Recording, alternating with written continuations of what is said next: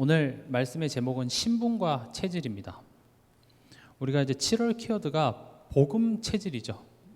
체질이라는 그 단어 자체가 이제 한자로 보면 이제 몸체, 바탕질. 그래서 이제 날 때부터 지니고 있는 몸의 어떤 성질이나 특질들을 이제 체질이라고 합니다. 그래서 사람마다 체질이 다 다르죠. 뭐 태양인, 뭐 태음인, 뭐 이런 거 있죠. 또 몸에 열이 많은 사람이 있고 또 몸에 적은 사람 있죠. 이렇게 사람은 날 때부터 이렇게 가지고 태어나는 것이 다 다르듯이 이 복음 체질이라는 것 자체가 이따 뒤에서도 말씀드리겠지만 우리의 체질 자체가 태어나면서부터 우리는 죄인의 체질을 가지고 태어납니다. 그래서 7월 한 달은 우리가 죄인의 체질을 갖고 있음을 인지하고 거기서부터 항상 시작됩니다. 사람이 뭔가 배우고 발전하기 위해서는요, 내가 지금 어떤 위치에 있는지를 알아야 거기서부터 시작이 됩니다. 그래서 내가 죄인의 체질을 가지고 있구나를 말씀이 먼저 깨닫게 하시고, 그 다음에 내 힘으로는 복음 체질을 될 수가 없구나라는 사실을 인정될 때 우린 비로소 성삼위 하나님 의지하게 되고, 그 성삼위 하나님을 내가 힘입어 하나님을 누릴 때에 우리의 삶이 조금씩 복음 체질로 바뀌어 갑니다. 이게 우리가 7월달 또 우리 평생에 받아야 될 응답의 내용입니다. 그럼 오늘 이제 그 신분과 체질 이 두 단어를 가지고 우리가 한번 생각해 봤으면 좋겠습니다. 이게 되게 쉬운 내용인 것 같고 기본적인 내용인 것 같지만 굉장히 중요합니다. 신분과 체질. 신분이라는 게 뭐죠? 신분은 내 어떤 사회적인 위치가 될 수도 있고요. 또 가족 안에서는 관계. 근데 이 신분이라는 것은 법과 관련이 있습니다. 법으로. 체질은 아까 앞서 말씀드렸다시피 내 몸의 어떤 성질과 특질입니다. 근데 이제 지금 이 복음과 신분과 체질이 뭐냐, 이걸 알아봐야 되겠습니다. 첫 번째로 창세기 3장 사건, 즉 첫사람 아담과 하와가 하나님께 범죄함으로 말미암아 인간은 전적으로 부패합니다. 여기서 전적으로 부패했다라는 말이 무슨 말이냐면 지금 앞에 설명드렸던 것처럼 우리의 신분과 체질 이 두 가지가 이제 타락해 버렸다라는 거죠. 법적으로도 이젠 우리는 하나님에게 속해 있는 자가 아니라 누구에게 속하게 됩니까? 마귀에게 속하게 됩니다. 더 이상 하나님과 함께할 수 없는 그런 우리가 돼버린 거죠. 우리의 본성 자체가, 체질 자체가 오염이 돼버린 것입니다. 그래서 첫 번째로 우리의 신분이 하나님과 단절된, 즉 사단의 소속이 된 겁니다. 에베소서 2장 2절에 보면 그때 너희는 그 가운데서 행하여 이 세상 풍조를 따르고 공중의 권세 잡은 자를 따랐으니 곧 지금 불순종의 아들들 가운데서 역사하는 영이라. 여러분들이 항상 기억해 하셔야 되는 것이 교회는 사단에 대하여서 말하는 것입니다. 죄에 대하여서 말하는 것입니다. 왜냐? 사단의 일을 멸하시고 죄 문제를 해결하신 분이 예수 그리스도시기 때문에 예수 그리스도가 답이라고 얘기하기 위해서는 뭐가 문제인지가 정확히 얘기해야 돼요. 교회는 윤리 도덕 물론 중요합니다. 이웃을 사랑하고 봉사하고 구제하고 이런 내용들 너무 중요합니다만은 가장 중요한 죄와 사단에 대해서 얘기하지 않고서는 예수가 그리스도이심을 설명할 길이 없습니다. 지금 성경은 정확하게 얘기하고 있습니다. 우리가 원래는 어떤 자였냐? 공중 권세 잡은 자, 즉 사단을 따랐던 자라고 얘기합니다. 우리는 사단에게 소속되어 있습니다. 왜 그렇죠? 죄를 짓는 자는 마귀에게 속하나니. 하나님과 관계가 단절된 인간은요, 사단 소속이 될 수밖에 없는 것입니다. 또 에베소 2장 3절에 보면 전에는 우리도 다 그 가운데서 우리 육체의 욕심을 따라 지내며 육체와 마음에 원하는 것을 하여 다른 이들과 같이 본질상 진노의 자녀이었더니 이렇게 되어 있습니다. 지금 창세기 3장 사건을 통하여서 그냥 나의 신분만 변한 게 아니라 우리의 체질도 같이 부패했다라는 사실을 지금 제가 말씀드리려고 합니다. 그러니까 우리 본성 자체가 죄인이 된 거죠. 나는 괜찮은데 난 착하게 살려고 하는데 내가 신분이 노예여서 신분이 뭐여서 내가 고통받는 게 아니라 신분도 우리가 사단의 소속, 하나님의 자녀로, 하나님의 법적으로 하나님의 자녀가 될 수 없지만 또 동시에 우리 체질이, 우리의 본성이 하나님과 함께 할 수 없도록 오염되고 변질되었다라는 것입니다. 그래서 육체의 욕심을 따라 지내며 육체와 마음이 원하는 것을 했대요. 이거를 잘못 이해하면 예수 믿는다라는 것은 내가 뭘 하고 싶은 것들, 내가 좀 쉬고 싶으면 많이 쉬면 안 되고, 많이 먹고 싶으면 좀 덜 먹어야 되고, 어떤 그런 육체가 원하는 것을 하지 않는 것을 예수 믿는다고 착각하는 사람들도 많거든요. 근데 여기서 말하는 육체라는 것은요, 우리의 본성을 의미합니다. 우리 본성 자체가 이미 하나님을 진노케 하는 체질이 됐다, 이렇게 얘기합니다. 그러니까 우리의 본성이 애초에 하나님을 믿을 수 없는 체질로 바뀌었다라는 거죠. 믿을 수 없습니다. 우리 본성 자체가 두렵습니다. 염려합니다. 그냥 뭐 아담과 하와 얘기할 필요도 없이 그냥 우리 삶 속에 염려는 계속 되어지죠. 지금 우리나라가 우리나라 역사상 제일 잘 사는 때죠. 그리고 인류 역사상 지금 이 순간보다 인류가 더 편하고 더 윤택하게 살았던 적은 없습니다. 우리는 지금 가장 좋은 때 살아가고 있어요. 그리고 우리나라도 불과 7, 80년 전만 해도 우리나라 굉장히 후진국이었는데 우리나라가 뭐 거의 전 세계 10손가락 안에 드는 그런 강대국이 됐죠. 근데 여러분도 어떠세요? 즐거우십니까? 행복하십니까? 만족이 있으십니까? 그렇지 않아요. 지금은 좀 살만하지만 예전에 어려웠을 때랑 비교해 보면 지금 뭐 경제적인 수준이나 여러 가지가 조금 나아졌다고 해도 크게 기쁘지 않아요. 오히려 정신 문제가 더해가고요, 불안하고요, 걱정이 있고요. 그러니까 인간이 본질 자체가 그렇게 어려우면요, 누굴 찾아야 됩니까? 하나님께 찾아야 되는데 그걸 알 수가 없어요. 더 못 믿어요. 그래서 다른 이들과 같이 본질상 진노의 자녀였답니다. 그러니까 우리의 본질이, 우리의 체질이 뭘 하든지 간에 하나님을 진노케 한대요. 하나님을 화나시게 만드는 것밖에 하지 못한다고 성경은 이야기를 하고 있습니다. 그래서 우리는 어떤 상태냐? 스스로 죄를 깨달을 수가 없습니다. 그래서 제가 죄에 대해서 얘기하고 그 죄에 대해서 여러분들이 정말 깨달아지는 것이 은혜라고 얘기하는 것이, 하나님 떠난 인간의 특징은 뭐냐? 죄를 스스로 깨달을 방법이 없습니다. 죄하면 떠오르는 것이 어떤 윤리 도덕적으로 뭐 잘못한 거, 어긴 것에 대한 죄밖에 떠오를 수 없지 죄가 뭔지 몰라요. 제가 여러분들한테 죄를 어떻게 하면 좀 쉽게 설명해 볼까 하다가 생각한 것이, 만약에 제가 여러분들에게 물 밖에 나와 있는 물고기 사진을 보여줬어요. 그럼 그 상태가 지금 죄거든요. 그럼 뭘 잘했냐 잘못했냐 이전에 지금 물고기가 물 밖에 나와 있는 그 상태, 지금 갓 태어난 아기가 저기 동남 사거리 한복판에 지금 놓여져 있어요. 지금 그 상태, 그 한 장면이 죄예요. 근데 우린 죄하면 뭐가 떠오르죠? 뭘 어기고 뭐 규칙을 어기고 이런 것들을 죄라고 떠오르는데, 상태라니까요. 하나님으로부터 당연히 함께 있어야 될 그 관계로부터 단절되어서 지금 그 아기가 스스로 할 수 있는 것이 아무것도 없는 바로 그 상태. 근데 더 큰 문제는 뭐예요? 그 아기는 내가 위험에 처해 있는지도 몰라요. 그리고 그렇게 아기가 부모 떠나서 지금 동남 사거리 차도 한복판에 딱 있으니까 그 아기는 어떻게 하겠습니까? 막 이렇게 움직이고 울어 제끼겠죠. 그리고 배가 고프니까 아스팔트에 있는 아무거나 입에 넣어요. 그때 갑자기 누군가가 나타나서 칠판에서 왜 아스팔트에 있는 떨어져 있는 걸 먹으면 안 되는지에 대해서 설명을 해요. 의미 있습니까? 물론 그 틀린 얘기는 아니에요. 아스팔트에 떨어져 있는 거, 바닥에 떨어져 있는 거 함부로 먹으면 됩니까? 안 되죠. 그게 얼마나 건강에 나쁜지, 그게 얼마나 우리에게 유해한지 아무리 설명해도요, 그게 맞고 틀리고를 지금 얘기하는 게 아니라 그 상태에 있다고요. 지금 죄와 율법을 제가 지금 설명을 하는 거예요. 그런 율법이 필요 없다는 것이 아니라 율법의 목적은 지금 너가 부모를 만나야 된다는 사실을 알게 하는 거예요.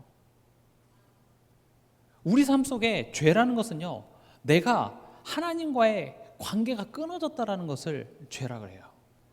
또 우리가 하나님과의 관계가 회복되었지만 여전히 그 하나님을 누리지 못하고 예전 체질대로 하나님을 거짓말하는 자로 만들고 하나님을 무능력자로 자꾸 만드는 우리의 모든 것들이 사실은 죄입니다. 그로 인해서 파생되어지는 우리의 모든 것들이 결국은 자범죄라고 얘기를 하는 겁니다. 우리는 스스로 죄를 깨달을 수가 없습니다. 그래서 여러분들이 정말 죄를 깨달아지잖아요. 이번 주 강단 말씀처럼 여러분들은 그 말씀 앞에서 통탄할 수밖에 없습니다. 그 죄가 깨달아지면은요, 난 정말 답 없는 나라는 게 여러분들이 정말 가슴에 사무치게 될 수밖에 없습니다. 그리고 또 인간은 어떤 상태입니까? 스스로 사단을 이길 수 없는 상태입니다. 스스로 죄를 깨닫고 내가 사단에 소속이 되어 있다는 사실을 깨달아 내가 믿을 수도 없는 상태, 스스로 하나님께 갈 수 없는 그 상태, 그걸 보고 전적 부패 이렇게 얘기합니다. 그러기 때문에 구원은 하나님으로부터 받아야 하는 겁니다. 내가 구원을 이룰 수가 없습니다. 내가 예수 믿어서, 내가 내 마음에 영접해서, 내가 붙잡아서 아닙니다. 진짜 인간은요, 전적으로 부패 있어요. 죽은 상태라니까요. 죽었다고 표현합니다. 왜냐하면 우리가 할 수 있는 게 아무것도 없어요. 그러니까 믿지 않는 사람들은, 이제 믿지 않는 친구들이랑 우리가 대화를 해보잖아요. 그럼 이제 신세한탄들을 하잖아요. 내가 뭘 잘못해서 내가 이런 가정에 내가 시집을 와서 여러 가지 이유가 있습니다. 내 자녀가 이렇게 하고 저렇게 하고, 그런 신세한탄 때문에 내 인생이 이렇게 불행한 거라고 얘기를 해요. 맞습니까? 근데 당연히 그럴 수밖에 없어요. 왜냐? 내 상태, 죄를 스스로 깨달을 수가 없다니까요, 인간은요. 여러분들이 그래 내가 하나님 떠난 그 죄 가운데 있었구나라고 고백되어지는 게 얼마나 큰 은혜인지 몰라요. 교회는 죄에 대해서 얘기하는 곳입니다. 우리가 누군가에게 복음을 전할 때도 이 죄에 대해서 분명히 전해줘야 돼요. 죄에 대해서는 대충 얘기하고, 하나님 떠나니까 병 걸리고 돈 잘 안 벌리고 가정에 그런 문제가 찾아올 수 있겠으나, 진짜 중요한 건요, 죄가 설명되어줘야 돼요. 그런 나의 죄를 속죄하시기 위해서 예수님이 오셔야만 했구나, 예수님이 죽으셔야만 했구나, 그것들이 믿어질 때 그게 구원주의로 작정된 한 영혼이라는 것입니다. 그래서 성경에는요, 행함으로 구원을 받을 수 없다라는 말 자체가 인간이 할 수 있는 게 아무것도 없다는 거예요. 인간이 뭘 어떻게 해서 착하게 살아서 열심히 믿어서 성경을 몇천 번 읽고, 그런 그 어떤 노력이 우리로 하여금 하나님께 나아가도록, 우리로 하여금 그 죄 문제를 해결하도록, 우리로 하여금 사단을 이길 수 있는 인간의 그 어떤 노력은 있을 수 없다. 그래서 구원은 하나님의 은혜인 겁니다. 하나님이 시작하셔야 됩니다. 여러분, 이 내용만 한번 깊게 한번 묵상해 보십시오. 그럼 나의 지금 나 된 것, 다시 말하면 내가 지금 하나님 자녀인 것과 지금 이 시간에 내가 여기서 예배를 드릴 수 있다는 것 자체가, 내가 뭔가 살다 보니까 어떻게 된 게 아니라 창세전부터 하나님이 나를 아시고, 나를 구원하시기 위해서 홍해를 가르시고, 나를 구원하기 위해서 아브라함을 택하셔서요, 나를 구원하기 위해서 여리고성이 무너졌으며, 나를 구하기 위해서 그 수많은 족보들의 내 이름들이 거론되며, 그래서 예수님이 십자가에 죽으셨을 때 그냥 불특정 다수 위해서 구원하신 것이 아니라 여러분 한 사람 한 사람을 예수님께서는 생각하시며 십자가에서 죽으셨다라는 것이죠. 그리고 그 대속의 은혜가 지금 내게 은혜로 믿어졌다라는 것은 엄청난 것입니다. 내가 하나님 자녀된 것은 우연이 아닙니다. 하나님의 아주 치밀한 계획과 사랑과 은혜의 결실이 바로 나인 겁니다. 그럼 나의 인생은 굉장하죠. 여러분들의 인생 하나하나가 아브라함, 이삭, 야곱, 요셉의 그 스토리와 같은 내용들이에요. 어찌 보면 더 훌륭하고 놀라운 사랑의 스토리들을 여러분들의 인생을 통해서 하나님께서는 지금 영화 찍듯이 지금 찍어 나오고 계시더라는 거죠. 그럼 어찌 보면 지금 어떤 이런 어려운 상황이나 어떤 사랑과의 관계 속에서 억울함과 오해를 받는 이 장면이, 그래 내가 지금 그 요셉 이야기에 그 요셉이 지금 형들한테 고난받는 그 장면일 수도 있겠구나, 내가 하나님한테 또 어떤 사람한테 시험 들어서 내가 조금 이렇게 주저앉아 있는 그 모습이 마치 야곱이 이렇게 막 도망가는 그런 장면, 내 인생이 지금 그 장면일 수 있겠구나. 그렇게 우리 인간이 못 믿겠다고 하나님으로부터 도망가는 그 장면에 하나님은 어떻게 하십니까? 찾아가셔서 부르십니다. 다시 가자. 하나님 여러분들 절대 포기하지 않으십니다. 정말 죄를 안다면, 인간이 얼마나 전적으로 부패했다는 게 얼마나 처참한 사실을 안다면 내가 하나님 자녀 된 것은 정말 놀라운 은혜가 되는 것이죠. 그래서 우리에게 하나님께서 구원의 길을 열어주셔야만 하는 겁니다. 우리가 뭔가 어떻게 해서 하나님께 갈 수 있는 방법은 아예 없습니다. 그게 뭡니까? 창세기 3장 15절. 여자의 후손을 보내주시겠다고 약속하십니다. 여자의 후손, 그리스도입니다. 아담의 후손이 아니라 여자의 후손. 아담의 후손은 무엇을 의미하죠? 죄 있는 인간을 의미합니다. 여자의 후손은 뭡니까? 육신은 있으나 죄 없는, 우리를 위해서 우리 죄를 대속하셔야 되기 때문에 죄에 있는 자가 우리를 위해서 죽어줄 수는 없어요. 똑같이 죄인인데 내가 저 사람을 위해 죽는다고 하지만 그건 내 죄를 위해서 내가 죽은 것뿐이죠. 그래서 누군가가 죄 없는 사람이 대신 죽어야 되죠. 그걸 약속하셨는데 그분이 누굽니까? 바로 예수. 문제를 정확히 알아야 그 문제를 해결하러 오신 분이 예수라는 사실이 우리에겐 다른 의미로 와닿아집니다. 예수님이 오셔서 뭐 하셨습니까? 기적도 베푸시고 환자도 치료하시고 또 때로는 사회 정의도 옳은 이야기도 하시고 또 환자도 치료하시고 또 약한 자, 우리의 그런 슬픔들을 위로해 주시기도 하셨지만 예수님이 진짜 오신 까닭은 뭡니까? 십자가를 지시러 오셨습니다. 예수님이 오셔서 하신 것은요, 사단의 일을 멸하러 하셨습니다. 최근에 뭐 교단에서 여러 가지 소리가 있으면서 예수님의 십자가는 사단이 아니라 죄 문제를 해결하기 위해 오셨다, 이거를 자꾸 얘기하는데 그건 정말 너무 심각한 이야기입니다. 창세기 3장 15절에도 뱀의 머리를 상하게 한다고 했습니다. 뱀은 누구를 상징하죠? 사단입니다. 한글로 상하게 한다고 하니까 뭔가 이렇게 때려 이렇게 멍드는 그런 상함을 우린 자꾸 상상하는데, 상하게 한다는 것은 완전 부셔버린다는 겁니다. 사단의 권세를 예수님께서는 십자가에서 박살내러 오셨습니다. 히브리서 2장 14절에도 정확히 얘기하고 있습니다. 죽음으로 죽음의 권세 잡은 자 마귀를 멸하시며. 왜냐, 우린 지금 마귀에게 붙잡혀 있어요. 어떻게 강한 자를 결박하지 않고서 우리 데리고 올 수 있겠어요? 우리가 지금 사단에게 붙잡혀 있기 때문에 그 붙잡은 그 놈의 대가리를, 사단은 뱀이라고 표현하기 때문에 대가리라고 해도 괜찮습니다. 사람한테 대가리라고 하면 모욕적인 말이지만 사단은 대가리죠. 그 권세를 박살내러 오셨어요. 성경은 얼마나 그런 얘기를 많이 하는지 모릅니다. 요한일서 3장 8절에도 마귀의 일을 멸하시며 뭐 대적의 문을 차지하시고 그런 이야기들이 계속 나와 있습니다. 하나님의 아들이 나타나신 것은 마귀의 일을 멸하려 하심이라. 또 예수님의 그 십자가의 죽음은 어떤 의미가 있습니까? 사실 가장 중요한 내용인 건 맞습니다. 우리의 죄를 대속이 무슨 말입니까? 대신할 대에다가 바칠 속. 저 요즘에 이렇게 단어를 한자로 좀 보고 있어요. 그 뜻을 이렇게 설명해야 되니까요. 대신해서 바쳐진다는 말입니다. 나의 죄값을 대신 죽음으로 치러서 죄에 대한 하나님의 진노와 저주와 재앙을 다 갚으신 것입니다. 우리가 오해하면 안 될 것이, 사단에게 이렇게 붙잡혀 있으니까 예수님이 대신 그 사단에게 죽음을 통하여서 뭔가 구해줘, 내가 널 위해서 죽을게 해서 사단에게 빚을 갚은 게 절대 아닙니다. 죄에 대한 하나님의 진노를 예수님이 다 받으신 겁니다.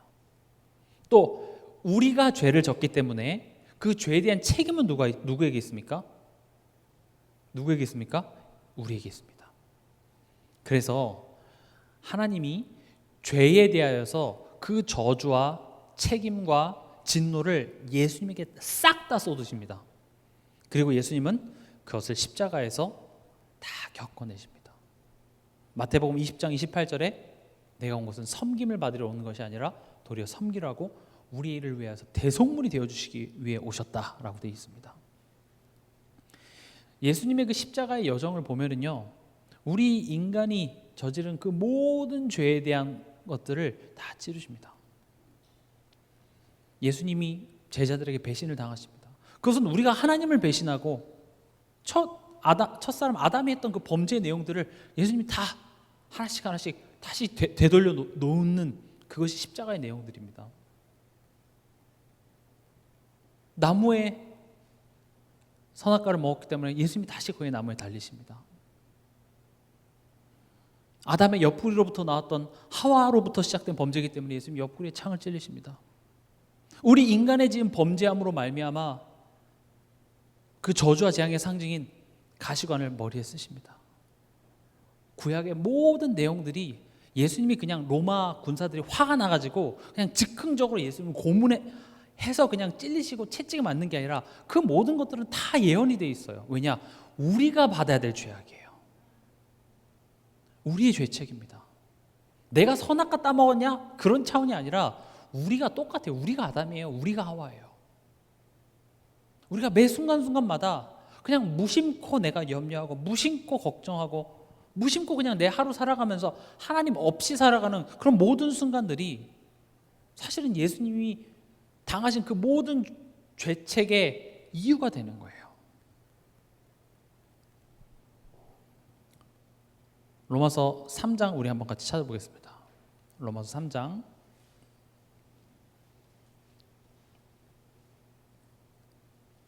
24절에서 25절입니다.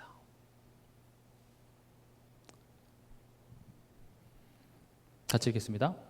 그리스도 예수 안에 있는 속량으로 말미암아 하나님의 은혜로 값없이 의롭다 하심을 얻은 자 되었느니라.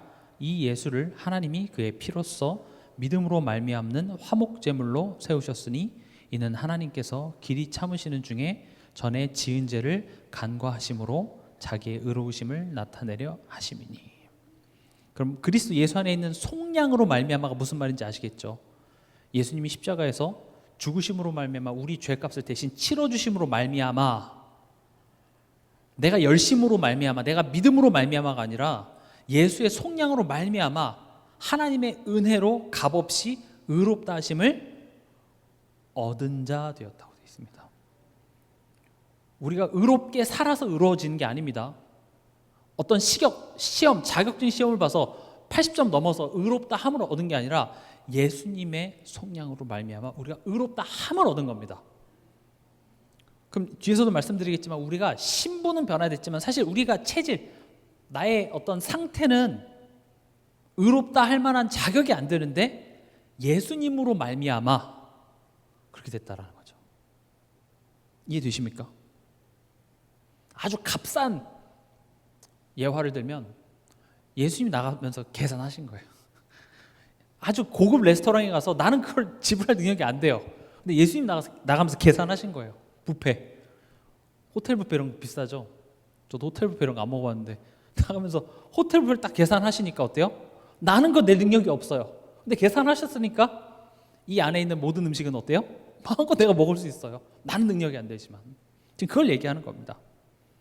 아주 저렴한 예화지만 25절에 이 예수를 하나님이 그의 피로써 믿음으로 말미암는 화목 제물로 세우셨으니 이는 하나님께서 길이 참으시는 중에 전에 지은 죄를 간과하심으로 자기의 의로우심을 나타내려 하심이니.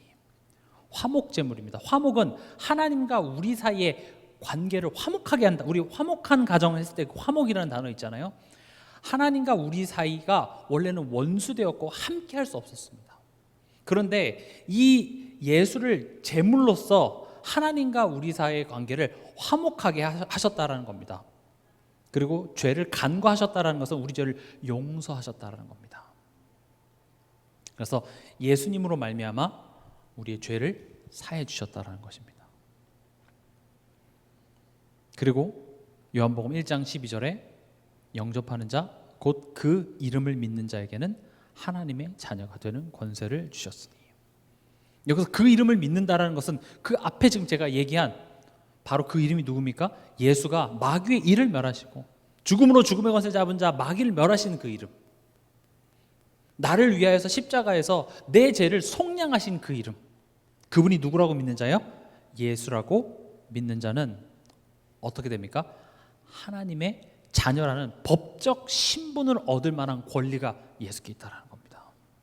여러분들에게 믿어진다는 것은 법적으로 오늘부터 이 사람은 하나님의 자녀입니다, 이렇게 선포하는 거예요. 법적 선포. 내가 아무리 다시 옛날의 모습같이 산다 할지라도 법적으로 내가 얘를 내 자녀라고 선포했기 때문에 그 법에 대해서는 그 누구도 바꿀 수가 없는 것입니다. 이해가 되십니까? 그게 구원의 확신입니다. 구원의 가장 큰 확신은 예수가 믿어지고, 그러니까 죄가 깨달아지고 그 죄 문제를 해결하신 예수가 믿어지는 겁니다. 왜냐하면 이것은 믿을 수가 없기 때문에 그렇습니다. 그럼 제가 지금 첫 번째 파트에서 뭘 얘기했냐? 신분에 대해서 얘기했습니다.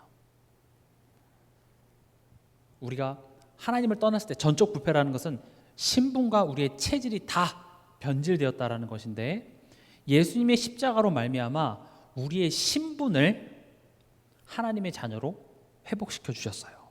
그리고 이제 두 번째는 우리의 체질입니다. 신분은 법적으로 변화됐지만 우리의 체질은 여전히 죄성이 남아 있습니다. 우리 로마서 8장 10절 한번 읽어보겠습니다.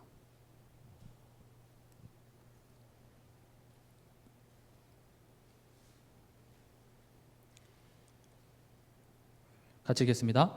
또 그리스도께서 너희 안에 계시면 몸은 죄로 말미암아 죽은 것이나 영은 의로 말미암아 살아있는 것이니라. 아멘. 하나님의 자녀된 우리 영이 어디에 지금 담겨 있어요? 죄인 되었던, 죄성인, 또 하는 것마다 하나님을 진노케 하는 것밖에 하지 못하는 우리의 본성에 같이 지금 공존하고 있다는 사실입니다. 그래서 신앙생활이 힘든 거예요. 머리는 알겠어요. 근데 안 되는 까닭이 바로 여기 있는 겁니다. 근데 내가 그렇게 잘하지 못한다고 해서 나의 신분이 변화됩니까? 그건 아니에요. 법적으로 선포됐기 때문에 그 법은 아무도 바꿀 수가 없어요. 하나님이 십자가에서 예수님으로 말미암아 우리를 법적으로 의롭다 공포하셨기 때문에 바꿀 수는 없습니다. 그러나 구원이라는 개념이 신분으로 법적으로 하나님 자녀 됐다라고 해서 끝나는 것이 아니라 우리의 체질까지도 그 신분을 아는 자다운 사람으로 세워나가는 것까지가 구원에 포함되어 있다는 거죠. 우리가 구원의 크기를, 넓이를 죽어서 천국, 그러니까 신분의 구원만을 우리는 자꾸 생각을 해요. 근데 성경은 신분의 구원만을 이야기하는 것이 아니라 우리의 체질까지도.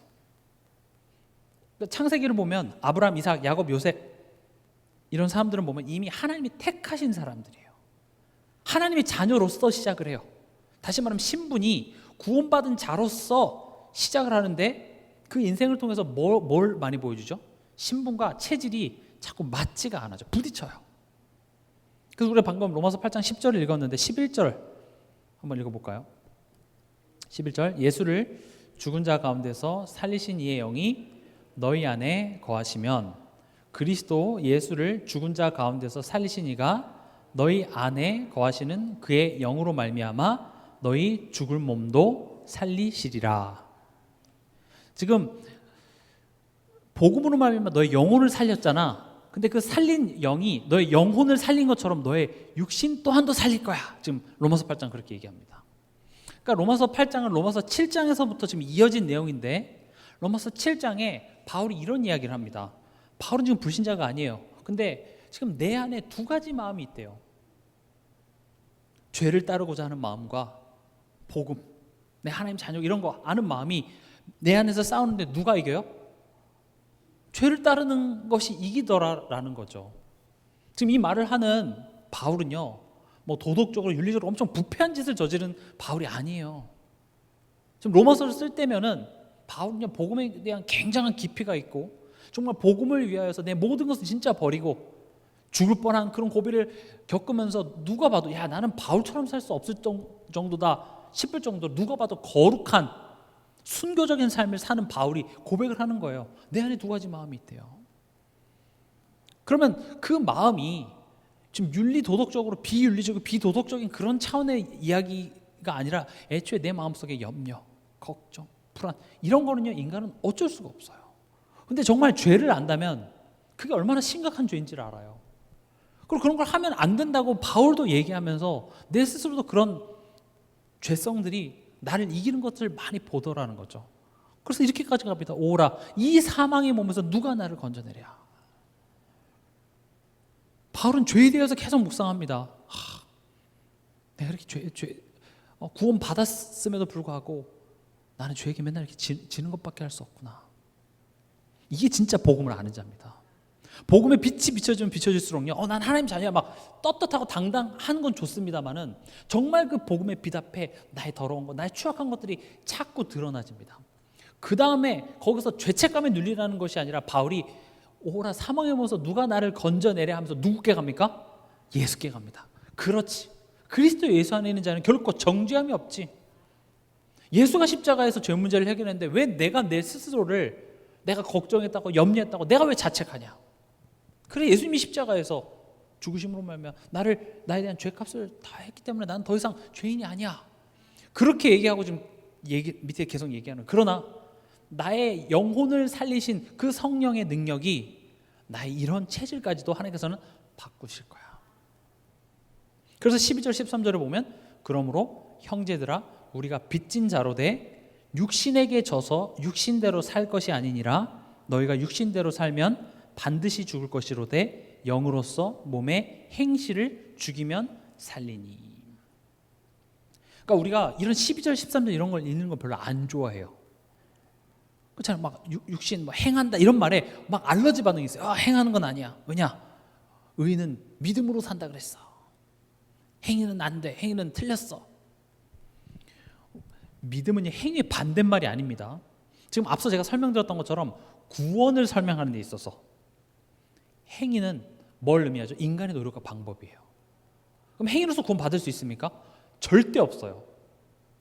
애초에 내가 구원이 필요하다는 사실조차도 모르는 인간이 어떻게 구원을 받을 수 있으며 뭔가 노력을 할 수 있으며 또 어떤 노력으로 사단을 이기며 죄 문제를 해결할 거예요. 행위로서는, 인간의 방법으로서는 구원 얻을 방법이 없다라고 얘기를 하는 겁니다. 그러나 구원받은 자에게 있어서 행위라는 말은 삶을 얘기합니다. 삶. 그러니까 성경은 구원받았으니까 땡 이렇게 얘기하는 게 아니라 구원받았기 때문에 이제는 전에 구원 안 받았을 때 같이 살지 마라고 얘기하는 거예요. 그렇게 살면 너의 신분이 취소돼 이런 이야기가 아니라 너가 더 이상 그 사람이 아니기 때문에 그 신분의 내용을 아는 자처럼 너가 그것을 누려서 기쁘기를 원하는 것이죠. 이해가 되십니까? 그래서 자꾸 이런 그리스도인의 어떤 삶 이런 걸 자꾸 얘기하면 야 그렇게 행위로 구원받는 거 아니야. 그렇게 해서 지옥 성경 읽고 우리가 본다고 해서 그렇게 해서 구원받을 수 있는 줄 아냐? 지금 우린 구원 이야기하는 게 아니에요. 당연히 지금 구원받지 못한 자들에게는 지금 성경 읽거나 그런 행위에 대해서 얘기할 필요가 없습니다. 또 우리가 회개 이런 부분에 있어서도 자범죄 이런 것을 회개하지 않으면 지옥에 가고 아닙니다. 그래서 지금 구원받지 못한 자들에게는 회개하고 이런 삶을 살고 그런 말이 애초에 필요가 없어요. 그리스도가 필요해요. 그러나 성경은 그 이야기만 하고 있지 않아요. 구원받은 성도에게 우리에게 있어서 믿음이라는 것은 오직 믿음에서 믿음이 난다 그랬거든요. 하나님이 주신 그 은혜의 씨앗이 심겨져서 이제 우리 삶 속에 그것을 우리가 알아서 우리가 그것을 아는 자의 삶으로 열매가 맺혀지는 거예요. 그래서 우리는 믿음으로 산다라는 말이 그냥 머리로만 알고 있는 것이 믿음의 전부가 아니라 우리의 전 인격이 그것을 아는 자 같이 되는 거예요. 그래서 야고보서에서 보면 행함이 없는 믿음은 죽은 믿음이라고 하는 것이 우리의 삶이 바뀌어지지 않고 그걸 머리로만 안다. 그리스도 그거는 온전한 믿음이 아니라고 얘기를 하는 것이죠. 근데요. 그럼 여기까지 이해가 되시죠? 그래 내가 구원 받았고 이제 그 구원받은 것을 아는 자의 삶을 살아야 된다라는 것도 알겠어요. 근데 할 수 있겠냐는 거예요. 못해요. 그래서 뭡니까? 오직 성령이 너에게 임하시면 시작이 되는 겁니다.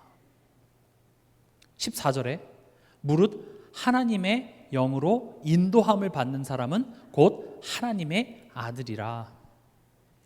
법적으로 넌 하나님의 자녀다 이러고 끝나는 것이 아니라 그럼 굳이 성령이 이렇게 들어오셔서 인도하실 필요가 없어요. 왜냐? 구원 받았는데 뭘 인도를 해요? 뭘 더 하려고요? 나 이제 죽어도 지옥 안 가고 천국 가는데요. 근데 죽을 우리의 몸 또한도 하나님께서는 바꾸시기 위해서 어떻게 하십니까? 성령으로 함께 해서 우리를 인도하시는 거예요. 인도라는 것은 뭐죠? 어떤 목적지가 있는 거, 어디로 지금 끌고 가는 거예요. 안내하는 거예요. 지금 너 하나님 자녀 됐으니까 이제 네 맘대로 살아. 우린 성령이 인도하시는 대로 가기보다는 우리는 성령을 끌고 갈 때가 많죠. 이렇게 성령을 질질 이렇게. 근데 성령이 인도하신다라는 것은 그분이 가이드예요. 그분이 목적지를 가지고 있어요. 15절에 너희는 다시 무서워하는 종의 영을 받지 아니하고 양자의 영을 받았으므로 우리가 아빠 아버지라고 부르짖느니라. 성령이 친히 우리의 영과 더불어 우리가 하나님의 자녀인 것을 증언하시나니. 지금 15절 16절 이걸 얘기합니다. 성령이 너희 안에 있기 때문에 너는 날 아빠라 부를 수 있어. 성령이 우리 안에 계시기 때문에 우리는 하나님의 자녀라고 그 권세를 받을 수 있게 되는 겁니다. 예수님의 그 십자가의 죽음이 내 것이 되는 방법이 성령으로 나와 연합하셔서 예수님의 죽음이 누구의 죽음이 된 거예요? 나의 죄인의 죽음이 된 거예요. 예수님의 부활이 하나님의 자녀로서 의롭다 하심을 받을 수 있는 것이 내게 된 것이라는 것이죠. 하나님의 자녀가 되는 권세가 누구에게 있어요? 아까 영접하는 자고 그 이름을 믿는 자들에게는 하나님의 자녀가 되는 권세를 주셨으니 라는 것은 예수님께 그 권세가 있는 거예요. 근데 그 예수님의 성령으로 나와 함께 하심으로 말미암아 그 권세가 누구의 권세가 된 거예요? 내가 누릴 수 있는 권세가 된 것이에요. 근데 이제 16절에는 그렇게 성령님이 내 안에 그 내주하심으로 말미암아 우리가 신분이 변화됐고 하나님 아버지라 부를 수 있는 권리가 주어졌고 16절에 그 성령이 우리가 하나님의 자녀인 것을 증언하신대요. 다시 말하면 우리 삶 속에 너가 하나님 자녀야를 계속 알게 하시는 거예요. 너 하나님 자녀야. 우리가 살아가면서 여러분들이 어떠한 삶을 사세요? 1년에 불이웃을 얼마 도우시고요. 여러분들 미워한 사람들 뭐 도와주고 그런 어떤 윤리 도덕적인 기준을 지금 제시하는 차원이 아니라 성령이 자꾸 뭘 얘기하냐? 너 하나님 자녀야. 다시 말하면 예를 들어서 제가 왕자예요. 제가 그 예전에 영국 유학 가기 전에 이제 사모님이랑 이렇게 어머니랑 농담하면서 내가 혹시 영국 유학 생활하면서 영국 여자랑 결혼한다 그러면 어떻게 할 거야? 아무래도 좀 복음도 그렇고 막 이렇게 얘기를 하세요. 근데 만약에 그 영국 여자가 영국 공주야. 영국 공주야. 그럼 전 뭐가 되죠? 물론 제가 법을 이게 알다 보니까 불가능하긴 해요. 다른 민족은 안 돼요. 어쨌든 간에 그럼 제가 왕자가 되고 사모님 뭐가 되는 거예요? 여왕이 되네. 그럼 좀 얘기가 달라지죠. 갑자기 하루아침에 영국의 여왕이 되고 제가 왕자가 되고. 만약에 제가 영국 왕자라고 생각해 보세요. 근데 제가 왕자라는 것이 어떤 신분이고 어떤 지위고 어떤 축복인지 모르고 제가 길거리 골목에서 뭐 어린아이들 돈 막 뺏고 그러고 있다고 생각해 보세요. 그럼 얘 와서 얘기하는 거 너는 영국의 왕이 될 사람이야. 그게 힘든 겁니까? 그게 와봐 율법으로 나를 억눌러. 절대 아니죠. 지금 왜 그럴 수밖에 없냐? 너가 왕이라는 것이 어떤 가치인지 몰라서 그래. 너희 아빠가 누구야? 왕이야, 왕. 너 여기서 애들 돈 뺏을 필요 없어. 그런 이야기를 하는 까닭은 뭡니까? 내가 왕자라는 것이, 우리 아빠가 왕이라는 게 어떤 의미인지 모르기 때문에 넌 거기서 그러고 있어. 그래서 성령께서 하시는 일이 뭡니까? 너가 하나님의 자녀인 것을 계속 증언하는 거예요. 하나님의 자녀인 것이 얼마나 큰 걸 얘기하기 위해서는 뭘 얘기해야 됩니까? 전에 너가 하나님 자녀 아니었을 때 그 죄가 어떤 것인지, 사단의 종노릇 했을 때가 얼마나 비참했던 것인지, 그리고 그리스도로 말미암아 너기서 해방되었기 때문에 더 이상 그럴 필요 없다라는 사실들에 대해서 계속 성령께서 우리 삶 속에 증언하신다라는 겁니다. 그렇기 때문에 우리는 자꾸 복음을 들어야 된다라는 게 이런 개념이에요. 내 삶 속에 지금 내가 그럴 필요 없는데 그러고 있잖아요. 가정 안에서 막 싸우고 원망되고 염려되고, 그게 지금 이 현실 때문에 그런 것 같지만 성경은 얘기합니다. 내가 하나님의 자녀인 것을 내가 모르는 까닭이야, 이렇게 얘기를 해요. 하나님을 몰라서 그래. 하나님에 대한 어떤 지식적인 차원이 아니라 하나님의 자녀가 됐다는 것은 굉장한 내용인데 그 기쁨과 감사한 것을 다 놓쳤기 때문에 너가 지금 이 현실을 바라보면서 불신, 염려 이런 걸 할 수밖에 없어. 그래서 이번 주 강단 말씀에도 하나님을 기뻐하는 것이 너희의 힘이다 해요. 정말 하나님을 안다면. 여러분들이 느헤미야 8장이잖아요. 9장 한번 읽어보세요. 9장을 읽어보면 이스라엘 백성들이 뭘 깨달았는지가 그 뒷장에 나와요. 아, 그래, 하나님이 이렇게 우리를 구원하시고 여기까지 인도해 오셨는데 우리가 그걸 놓쳤구나.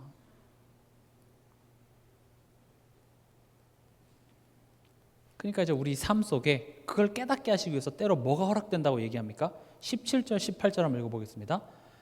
자녀이면 또한 상속자 곧 하나님의 상속자요 그리스도와 함께한 상속자니 우리가 그와 함께 영광을 받기 위하여 고난도 함께 받아야 할 것이니라. 생각하건대 현재의 고난은 장차 우리에게 나타날 영광과 비교할 수 없도다. 아멘. 예수 믿는 건 힘든 게 아닙니다. 진짜 것을 알게 하기 위해서 때로는 고난도 허락하겠다라는 거예요. 예수 믿는 건 항상 돈도 없고 막 이렇게 불편하게 사는 그런 거라고 자꾸 생각하는데 절대 그렇지 않습니다. 여러분들이 진짜 그 가치를 안다면 하나님 여러분들에게 복을 부어주실 것입니다. 우리가 마가복음 이제 앞으로 또 금요일날 볼 텐데 예수님께서는요 그 죄를 깨닫게 하시고 그 다음에 병도 고쳐주셨어요. 사람들은요 그걸 보면서 막 놀라고 기뻐하면서 야 진짜 예수님이 하나님의 아들이신가 보다 찬미했는데 왜 찬미했을까요? 죄사함을 받아서요? 아니에요. 병 나서 그래요. 세상 사람들은 몰라요. 하나님의 목적은 뭡니까? 여러분들이 하나님을 알아 기뻐서 또 그 기뻐하는 모습을 통해서 세상 사람들이 여러분들을 통해서 하나님을 알게 하기 위해서는 여러분들 삶 속에 증거가 있어야 돼요. 축복이 있어야 돼요. 하나님 여러분들에게 축복을 안 주겠다는 게 아니에요. 그러나 진짜 축복은 내가 하나님의 자녀인 사실, 그게 얼마나 큰 가치인지를 못 깨달으면 나는 몽둥이 들 거야. 지금 이 얘기예요. 너에게 가장 중요한 레슨을 주기 위해서는 때때로는 너의 삶 속에 풍랑도 있을 거야. 제자들은 당황했죠. 예수님이랑 같이 배 타고 가면 풍랑 속으로 들어가도 풍랑이 멈출 줄 알았는데 웬걸요? 잔잔한 바다에 갑자기 풍랑이 막 닥치고 예수님이 심지어 주무시고 계시고 그러니까 당황하죠. 배신감 들죠. 예수님 뭐하고 계시죠? 왜 주무시고 계신 것 같죠? 혹시 여러분들 삶에 그러지 않습니까? 지금 예수님 주무시고 계시지 않습니까? 그렇게 느낄 때가 있죠. 그래서 기도 안 하는 거잖아요. 주무시고 계시는데요. 내가 해도 응답하지 않으시는데요. 근데 그런 상황을 통해서 하나님께서 뭘 하시는 겁니까? 네가 하나님의 자녀인 것과 여러분들에게 그래 나 하나님 자녀야. 그리고 뭐 7가지 축복 그런 것들 달달달달 외우는 게 가치를 아는 게 아니라 진짜 내 삶 속에 살아가면서 우리는 계속 하나님에 대해서 범죄하고 하나님을 못 믿고 하나님을 배신함에도 불구하고 하나님은 묵묵히 우리에게 대하여서 신실하십니다. 나에게 계속 좋은 하나님이 되어주십니다. 그런 하나님을 겪어 나가시면서 우린 부끄럽죠. 하나님 좋으신 하나님이네. 하나님 나에게 항상 좋은 것을 주셔왔네. 그런 것들을 깨달아서 내가 그것으로 기뻐할 때 더 이상 우리에겐 고난이 필요가 없어요. 그래서 현재의 고난은 장차 우리에게 나타날 영광과 비교할 수 없도다. 여러분들 힘든 문제 있습니까? 나중에 여러분들이 진짜 이것을 통하여서 복음의 깊이를 깨달으면 이건 아무것도 아닙니다. 경제 문제 때문에 너무 힘드십니까? 아무것도 아닙니다. 물론 그 힘든 과정이 없어질 거란 얘기는 아니에요. 힘들 땐 힘들어야 돼요. 학생들이 뭐 그냥 공부 안 하고 다 정답 맞추게 하지 않잖아요. 과정은 힘들 수 있습니다. 그래서 성령께서 우리와 함께 계시면서 힘내라고 하십니다. 때로는 우리가 연약한 것을 아시고 우리를 위해서 기도하십니다. 다시 일어나자. 죄의 자리에 앉아있지 말고 다시 일어나자. 계속 우리를 일으키십니다. 우린 그 손 잡고 또 일어나면 돼요. 그러다 보면은요 어느 날 내가 그 광야라는 여정을 딱 지나고 와서 봤는데 뒤돌아보니 이 모든 것들이 완벽한 하나님의 은혜였구나. 그게 요셉 인생 아니었습니까? 그 순간은 죽을 것만 같아요. 내가 지금 왜 이런 고생을 하고 있고 억울하고 근데 나중에 내가 국무총리가 돼서 딱 형들을 만나는 순간 하나님께서 생명을 구원하시기 위해서 미리 나를 앞서 보내셨구나. 그럼 누굴 원망하고 미워하고 그런 상처자가 사라져요. 예전에는 그래도 내 마음속에 원망이 있었고 힘듦이 있었고 여러분들의 고난은요, 장차 우리에게 나타날 영광과 비교할 수 없습니다. 그리고 여러분들이 그 가치를 깨닫게 된다. 하나님께서는 여러분들에게 경제의 축복도, 여러분들이 원하는 그런 내용들도 하나님께서는 하실 것입니다. 하나님한테는 그게 문제가 되지 않습니다. 그리고 그걸 준다고 우리는 기뻐하는 것이 아니라 하나님이 어떤 분이신지를 알 때, 또 그것을 기뻐할 때, 그게 뭡니까? 그게 우리의 힘이에요. 그걸 보고 영력 이렇게 얘기합니다. 우리가 자꾸 해줘 신앙이 되면 안 됩니다. 영력 줘, 영력 줘, 옛 것을 벗어내니까 벗겨줘, 새 것을 입으라 입혀줘, 다 꺾어줘, 나 힘들게 하는 거 다 하나님 다 무찔러줘. 우리 신앙 그렇지 않아요? 다 해달래. 다. 아기 때는 해줄 수 있어요. 아기 때는. 여러분들이 우리 신앙이 어린아이에 머물러 있지 말라는 거예요. 이제는 너가 그 가치를 알고 내가 왜 이런 문제를 허락했는지, 때론 그 과정 속에서 고민하는 것도 하나님의 계획의 일부예요. 때론 이 문제가 막 해결되지 않아서 답답해서 이 자리에 와서 눈물 흘리면서 기도하는 그 과정이 축복이라고요. 한나한테 바로 안 줬잖아요, 아들을. 그래서 너무 마음이 아파서, 마음이 슬퍼서 성전에 와서 얼마나 울면서 기도했든지, 네 술 취했냐라고 보여질 정도로 하는 그 기도의 시간들이 한나에게 있어서는 인생을 바꾸는 시간표였어요. 우리가 자꾸 착각하는 것이 예수 믿으면 그냥 그런 시간들 다 없어야 되는데 왜 이렇게 힘듦이 있습니까? 그러니까 이걸 참아내지 못하니까 다 사단이야. 그러니까 막 가만히 그냥 일 갔다 와서 좀 쉬려고 하는 남편을 막 사단으로 만들어서 남편을 꺾고 자녀들을 막 복음으로 족치고 막 이러니까 막 난리가 나는 거예요. 정작 내가 그 상황을 통하여서 하나님은 나를 훈련시키고 나를 연단시키는 것은 하기 싫어요. 그냥 나를 불편하게 하는 모든 것들을 하나님이 바꿔주지 않으면 그 사람들은 사단임에 분명해. 그러니까 힘든 데서 자꾸 벗어나는 거죠. 그래서 교회 나가요. 시험 나 안 해. 예배 안 나와. 그러니까 잘하지 못하는 거예요. 청소년 같은 거예요. 하기 싫으니까 학교 그만두는 거죠. 근데 하나님께서는요, 우리가 혹 도망쳤다 할지라도 여러분들 미워하지 않으십니다. 이미 여러분들이 문 팍팍 차고 나가는 그 순간 이미 용서했어요. 빨리 와. 좋은 말 할 때 와. 그래, 필요하다면 고생 좀 해야지. 그리고 다시 돌아오기 원해요. 다시 돌아가시기 바랍니다. 매 순간 우리는 그리스도께 다시 돌아가면 돼요. 돌아갔을 때 예수님은 꿀밤을 때리시는 것이 아니라 사랑으로 안아주십니다. 다시 하자. 괜찮아. 다시 하자. 우린 그 하나님을 겪는 거예요. 아, 이렇게 좋으신 하나님이시구나. 난 하나님 못 믿는 것밖에 못했는데 하나님은 내 삶 속에 그 나의 어리석음을 가지고도 축복을 만들어내시는 하나님이시구나. 그 많이 겪어보시기 바랍니다. 야곱이 그래서 죽기 전에 얘기하잖아요. 나는 아브라함과 이삭 합친 것보다 난 더 큰 축복 받았어. 무슨 더 큰 축복이에요?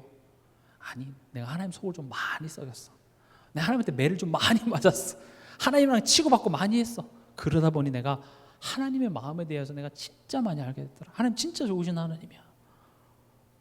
근데 내가 고생했던 것처럼 알진 않았으면 좋겠고, 좋은 말로 할 때 말씀으로 너네가 깨닫길 바래. 결론입니다. 우린 빛의 산업인의 축복을 누려야 되겠습니다. 산업이 뭐죠?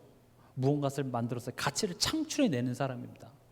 우리가 산업하면은 뭐 돈 벌어서 선교하자, 자꾸 이게 내가 돈을 벌어서 내가 뭔가 한다 이런 개념으로 가지 마시고요. 산업이라는 것 자체가 뭔가를 만들어서 가치를 창출하는 게 산업인이에요. 그럼 우리는 빛의 산업이라는 말은 무슨 말이냐? 우리 삶 속에 복음의 열매를 자꾸 만들어내면 돼요. 내가 하나님을 알고 하나님을 누리고 그리스도를 자꾸 의지하면서 그 복음의 열매를 자꾸 만들어내는 사람, 그게 빛의 산업인이에요. 여러분들 가정에 평화의 열매를 만들어내십시오. 여러분들이 가는 곳마다 피스메이커가 되십시오.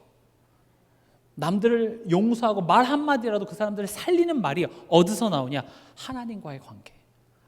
내가 보잘것 없는데 하나님은 그런 나를 사랑하셨다는 그 하나님의 은혜를 알면 우리는 다른 사람들에게 비판하고 정죄할 수 없습니다. 그걸 누릴 때 내 삶 속에 복음의 산업, 복음이 자꾸 만들어져요. 복음의 열매들이. 그것을 우리는 살리는 겁니다. 자꾸 그거 하다 보니 직장이나 내 전문성에도 하나님께서 축복 주셔서 그냥 그걸로 또 되는 거예요. 우리의 목적은 돈을 벌어서 세계복음하자는 게 절대 아닙니다. 하나님은 돈을 필요로 하지 않으십니다. 오히려 그 현장을 통하여서 우리가 진짜 복음 누린다라는 게 무엇인지, 하나님과의 깊은 관계를 통하여서 여러분들 삶 속에 참된 평화와 참된 기쁨이 회복되길 원하시는 것입니다. 이번 한 주간도 이 신분과 체질, 좀 어렵고 기본적이지만 굉장히 핵심이 되는 내용이기 때문에 여러분들이 그런 것들을 깊게 묵상하시면서 거기에서 나오는 기쁨과 확신을 가지고 한 주간도 승리하시길 주님의 이름으로 축원합니다.